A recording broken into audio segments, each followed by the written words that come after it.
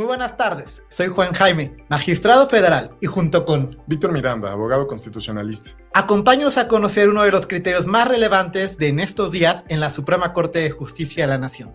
Información no solo para la abogacía, sino para la ciudadanía.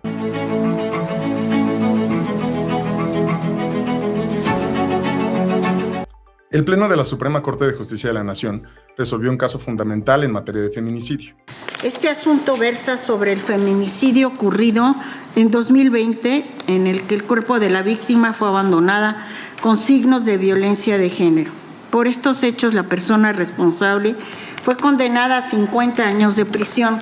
En apelación, el Tribunal de Alzada modificó el grado de culpabilidad, por lo que redujo la sanción a 42 años, 6 meses de prisión. Contra esta determinación, la familia de la víctima promovió un amparo directo en el que se le negó la protección constitucional, entre otras razones, al avalar la consideración de que el derecho humano a la reinserción social constituye un parámetro objetivo para individualizar la pena de prisión. La víctima, una joven maestra de Michoacán, sufrió de violencia sexual por parte de su pareja, un joven de 18 años, para después, con motivo de las lesiones que cometió en su contra, perdiera la vida. El caso, en primera instancia, la persona que cometió el feminicidio fue sentenciada a 50 años de prisión. Sin embargo, al interponer una apelación, un recurso de apelación disconforme con la sentencia de 50 años, el juzgado determinó que en función de la edad, los 18 años, y el artículo constitucional que determina la reinserción social como un principio y como un derecho humano, le redujo la pena a 42 años y 6 meses. Contra esto, siguió un proceso que determinó y que concluyó en un asunto conocido por la Suprema Corte. Es cierto que había muchísimos argumentos en torno a la impugnación que se llevaba ante el tribunal colegiado. Por ejemplo, una alegada violencia estructural y reconfiguración estructural sobre el entendimiento de las penas que se dan en torno al feminicidio. Sin embargo, este asunto que llega a la Suprema Corte y que pasa por un tribunal colegiado nos permite entender o nos permite repensar por qué es que este asunto llega a la Suprema Corte de Justicia de la Nación. Esta reducción de pena de 50 a 42 años, impugnado por las víctimas indirectas, por los familiares de la persona víctima directa del feminicidio, se sustentó en una interpretación del artículo 18 de la Constitución Política del país, específicamente en un concepto llamado la reinserción social. La pregunta constitucional a resolver tiene que ver con si la reinserción social es suficiente o es un elemento que podemos ponderar para reducir o aumentar o establecer la punibilidad de un delito. La Suprema Corte, en torno al interés excepcional, es este concepto que nos permite entrar al conocimiento de un caso, porque la Suprema Corte no conoce todos los asuntos en amparo directo en revisión, sino aquellos que puedan fijar un criterio que pase, que sea trascendente para el orden jurídico nacional. Y esta fue la pregunta constitucional. ¿La reinserción social debe ser o no analizada en los casos de punibilidad?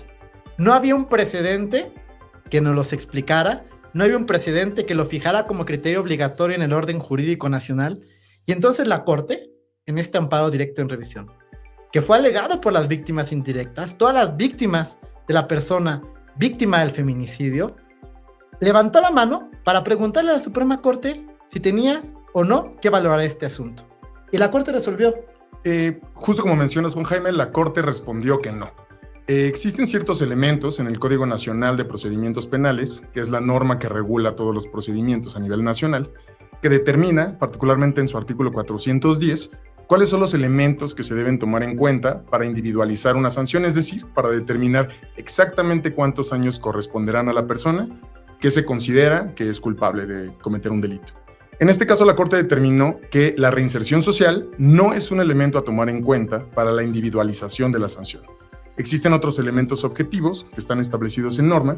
Sin embargo, independientemente de lo que determinaron las partes o de lo que alegaron más bien las partes, la Corte respondió que la reinserción social es un principio que puede ser analizado sí, pero en el momento de la construcción de la pena, es decir, cuando las y los legisladores de los diferentes estados determinan cuántos años de prisión pueden corresponder a una persona por cometer cierto delito.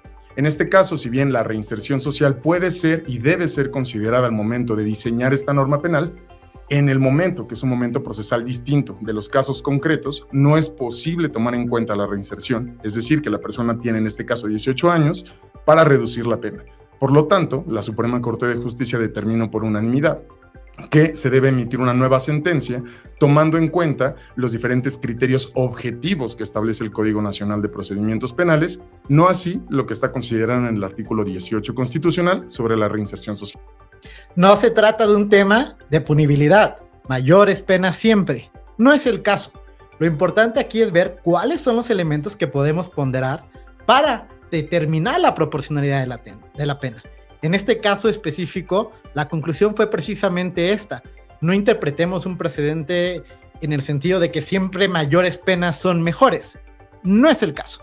Lo que sí hay que interpretar y lo que sí hay que quedarnos con este precedente es que la reinserción social no puede servir de justificación para ponderar, para evaluar y para establecer una pena en los procesos penales. ¿Comentarios finales? Sin duda este asunto permitirá tener un diálogo posterior de la Corte para determinar si solo aplica este criterio en el caso de feminicidio o delitos cometidos con relación a las mujeres y su derecho de vivir a una vida libre de violencia, o en general aplica para todos los delitos y para todos los procesos de individualización de la pena. Será interesante seguir los debates y los diálogos de la Corte y su nueva integración a fin de determinar en materia penal cuál es el alcance de la reinserción social en este y otros delitos.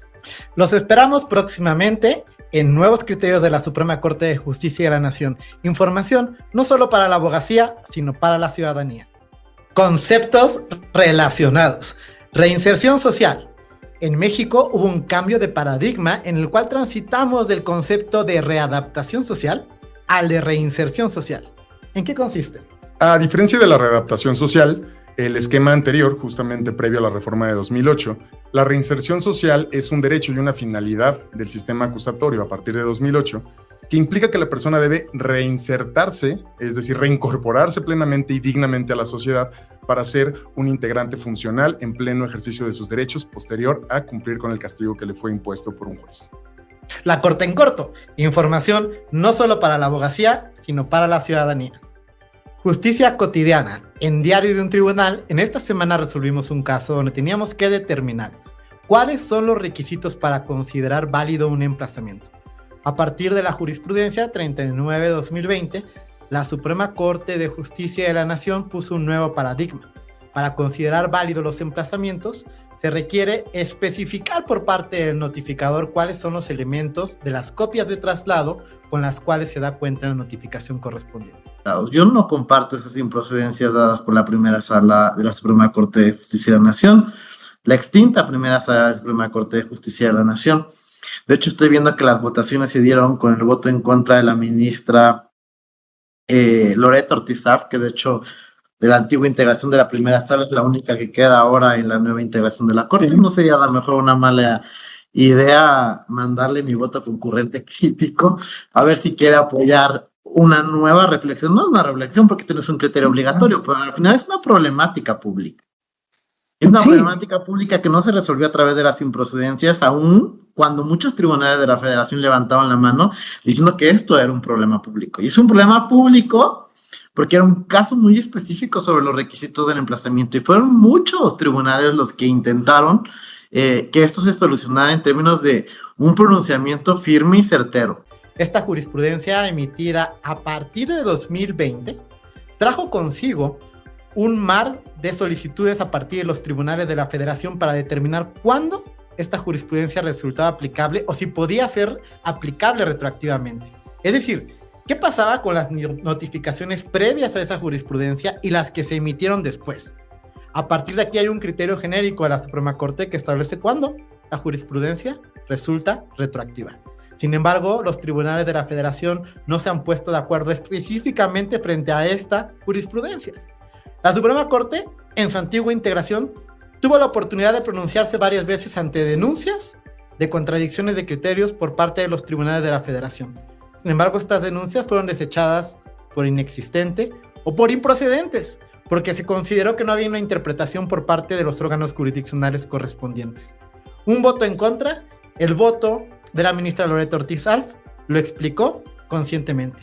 Ese voto lo retomo en el voto concurrente que emito esta semana en el tribunal en el cual laboro. Y a partir de ahí reflexiono, ¿cuál es la importancia del diálogo institucional entre los tribunales de la Federación y la Suprema Corte de Justicia de la Nación? Además, considerando justamente que hay una nueva integración en la Suprema Corte, muchos de los criterios o muchas incluso de las jurisprudencias han reabierto el diálogo y el debate dentro del nuevo pleno, y eso implicará y ampliará también la posibilidad de que los órganos jurisdiccionales de la Federación puedan entrar en un diálogo directo o indirecto con la propia Suprema Corte a fin de determinar la aplicabilidad, los alcances e incluso aquellos criterios que en ocasiones fueron desechados o no entraron en un debate real y profundo, que ahora pueden efectivamente modificar la justicia cotidiana de todos los órganos del país. Pondré sobre la mesa una reflexión. Tan importantes son los criterios que desarrollan la interpretación a profundidad sobre los elementos de los derechos humanos y la justicia constitucional, como aquellas que delimitan las razones y fundamentos en seguridad jurídica de la justicia cotidiana. Emplazamientos, notificaciones, tenemos todos los días. Y es tan importante brindar seguridad jurídica en ese tipo de casos como en los propios elementos de derechos humanos. Después de todo empieza con una notificación.